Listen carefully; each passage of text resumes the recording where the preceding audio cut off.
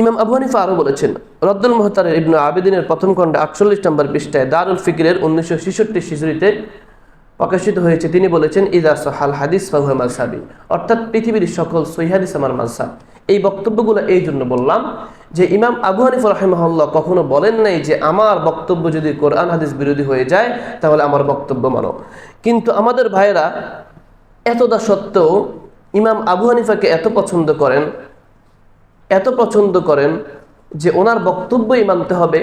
এমন অসংখ্য বক্তব্য আছে কোরআন হাদিস বিরোধী। কোরআন হাদিস তাদের সামনে স্পষ্ট হওয়ার পরেও যারা কোরআন হাদিসকে বিদ্যাঙ্গুলি দেখায়, যারা কোরআন হাদিসকে বিদ্যাঙ্গুলি দেখে নিজেদের বড় হুজুরের বক্তব্য মানে, নিজেদের গোড়ামির কারণে, নিজেদের মাযহাব টিকিয়ে রাখার কারণে পৃথিবীর সবাইকে বাতিল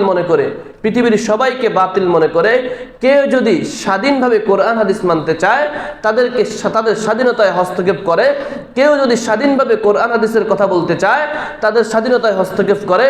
অথচ তাদের ইমাম বলে গেছেন ইযা সাহাল হাদিস ফাহুয়া মাযহাবি।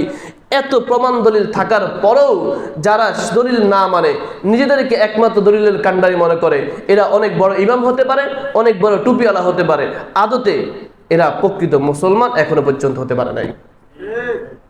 আল্লাহ তাআলা এই বিভ্রান্ত জাতি থেকে আমাদেরকে হেফাজত করুন, আল্লাহুম্মা আমিন।